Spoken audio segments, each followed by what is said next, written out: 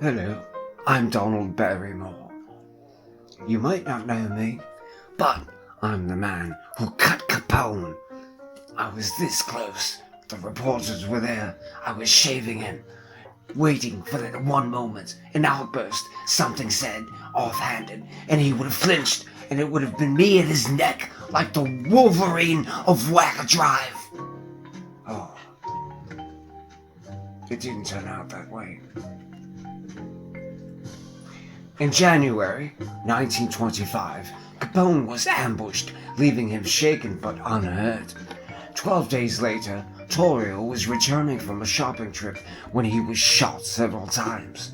After recovering, he effectively resigned and handed control to Capone, aged 26, who became the new boss of an organization that took in illegal breweries and a transportation network that reached to Canada, with political and law enforcement protection. Paid, of course.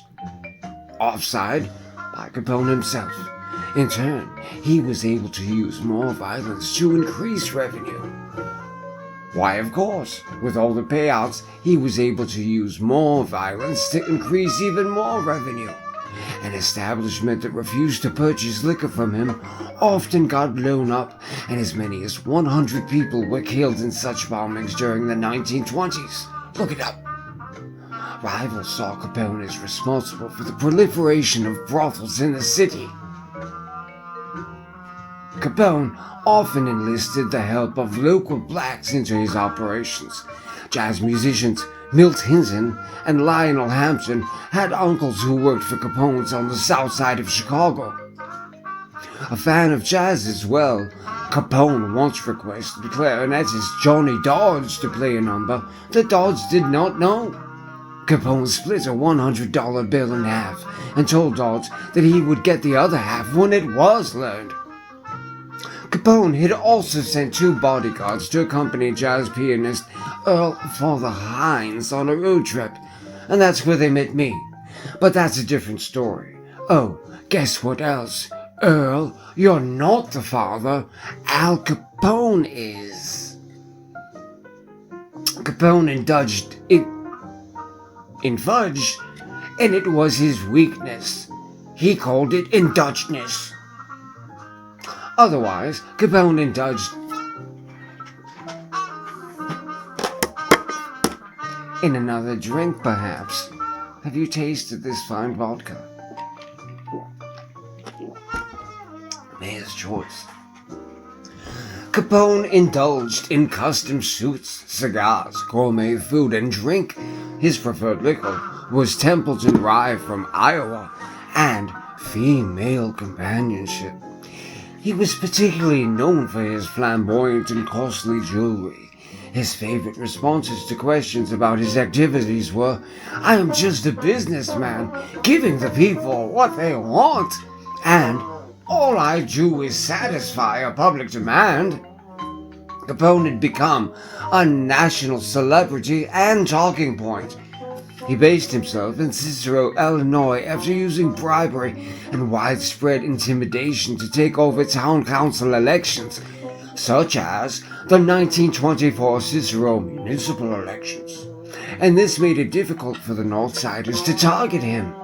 His driver was found tortured and murdered, and there was an attempt on Weiss's life in the Chicago Loop.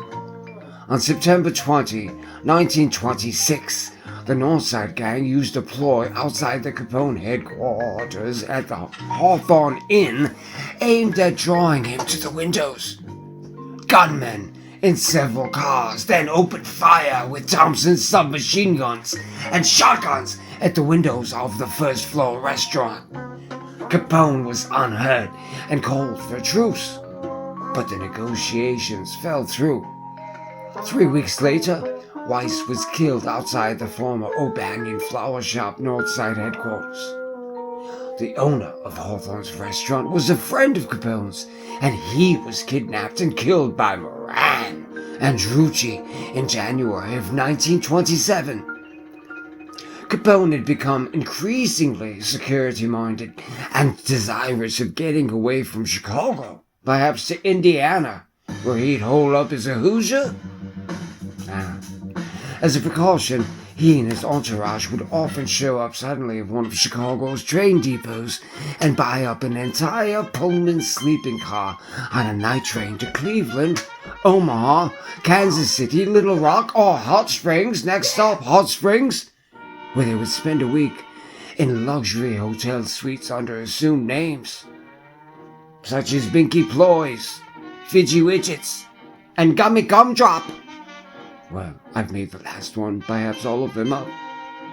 In 1928, Capone paid $40,000 to beer magnate Augie Bush, aka August Bush, for a 14-room retreat on 93 Palm Avenue, 93, Palm Island, Florida, Biscayne Bay, between Miami and Miami Beach. He never registered any property under his name.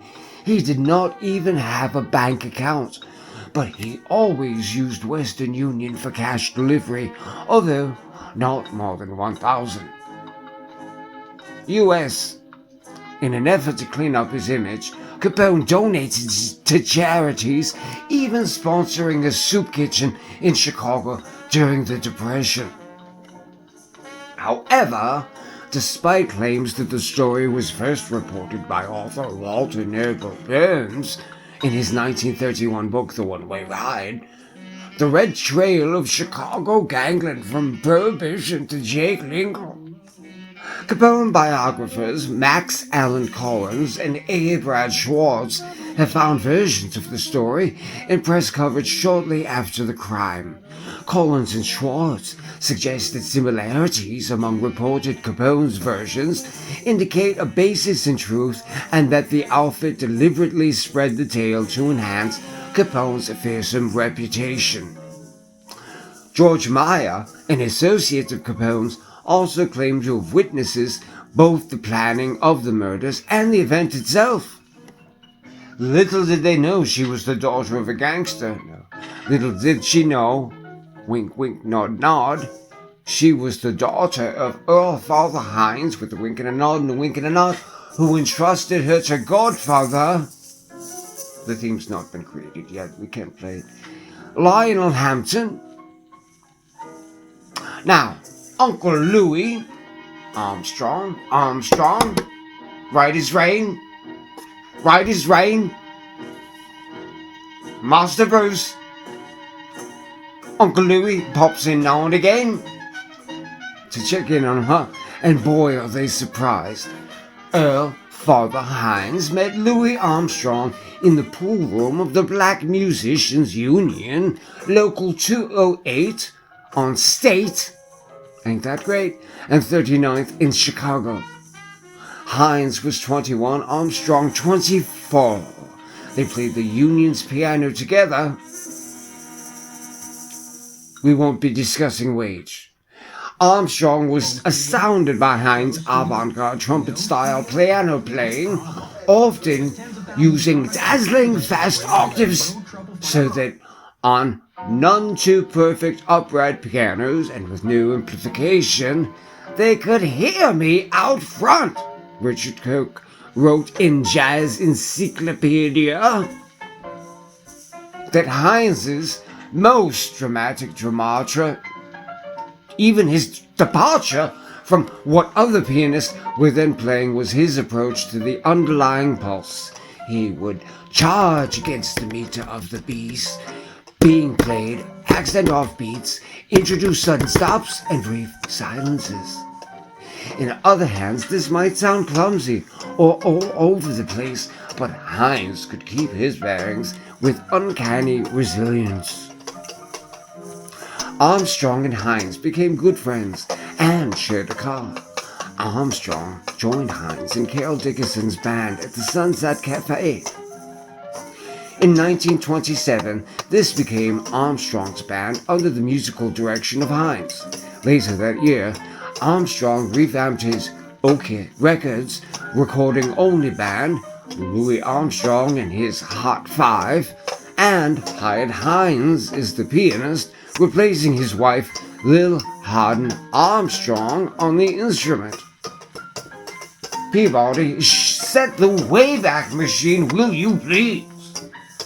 Armstrong and Hines then recorded what are often regarded as some of the most important jazz records ever made. With Hines arriving on piano, Armstrong was already approaching the stature of a concerto soloist, a role he would play more or less throughout the next decade, which makes these final small group sessions something like a reluctant farewell to jazz's first golden age. Then came comics. They were before them. Have you read them? The Barrymores have. Since Hines is also magnificent on these discs, and their insouciant exuberance is a marvel on the duet showstopper Weatherbird, the results seem like eavesdropping on great men, speaking almost quietly among themselves. There is nothing in jazz finer or more moving than playing on West End blues, tight like this, Buccal Jack and Muggles. Never mind the Buggles. We can skip the Bullocks.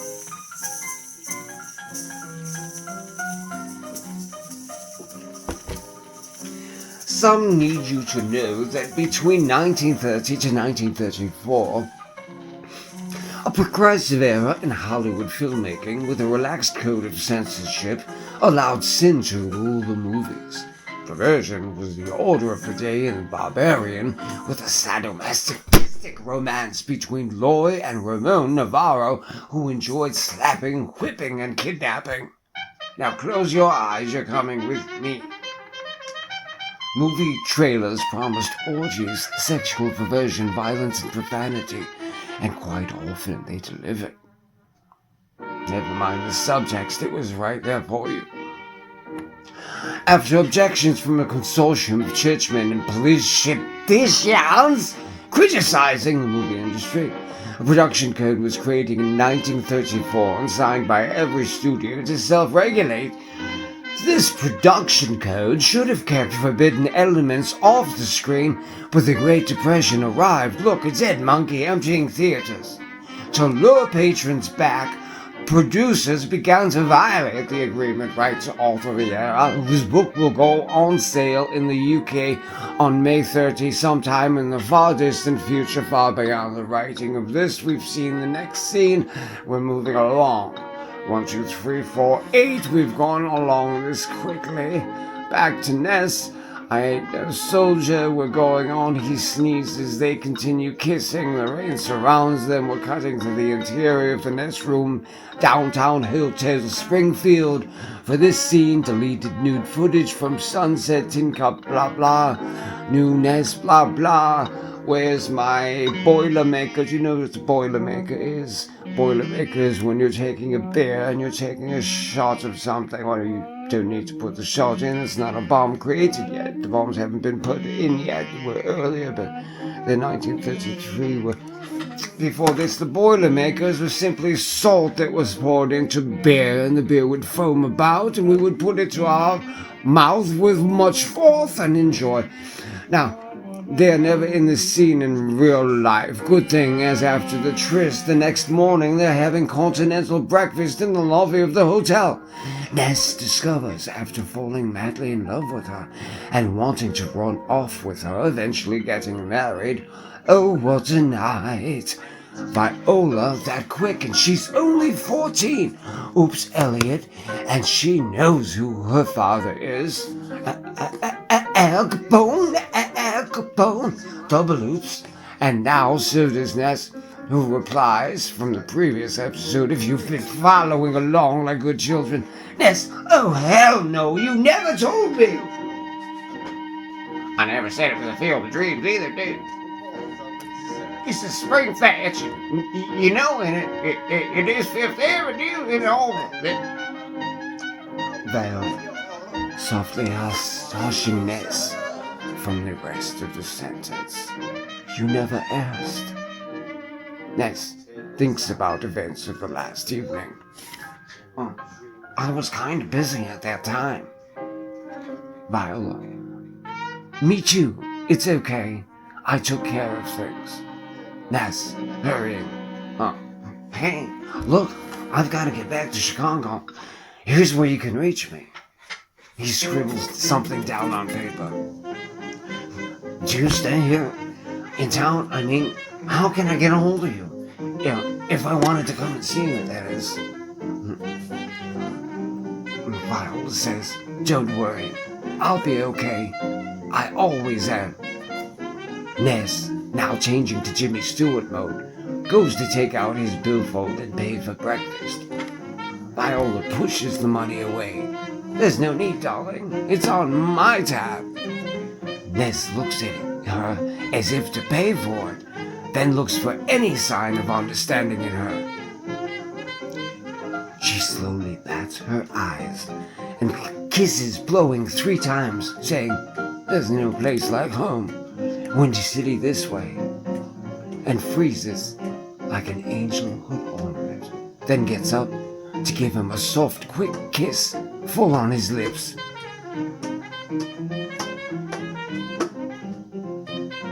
I'm right here, and she points to her heart, then drops her hand between her legs, crosses them, raises her shoulders, and bats her Betty Boop eyes, boop boopy doop, feigning public orgasm as Elliot Ness leaves the hotel lobby restaurant, and the camera's point of view shows Ness, Kill Bill style, thinking as he drives back from Springfield on the road to Chicago. Where was Thomas Newman with his piano? Not there yet, many years in the future. So, just like the Wizard of Oz, I was in the original, but that's a different story. Ask Jack Woodford, he took over for me when I was starting all of that. You know Jack Woodford. Where love has gone wrong can have a very polarizing, if not legendary, effect. Then there's the legacy effect of the children. Not quite sure if this means change for the better, but for certain, it will mean change for good. So, the moral of the story here is, someone puts their daughter in a gangster movie here, you put 2 daughters in a movie here or there, and when playing a prostitute and the daughter of Capone, that's the Chicago, even the Chicago way. Take it from me, the voice that is being prepared by Shorty Tommy Wallow. I was there. Oh, and if my dad's come around looking for me, or Jimmy, he ain't seen none of us, capiche? I'll shave your shoes too. Oh, it's tight like this. No, it ain't tight like that either. Hello, I'm Donald Barrymore. Tight like that, Not a deep enough voice. That was my grandfather. Anyway, we're here with the hair of Easton. You know how to get that hair, don't you? And Margaret will show you. Okay, so here.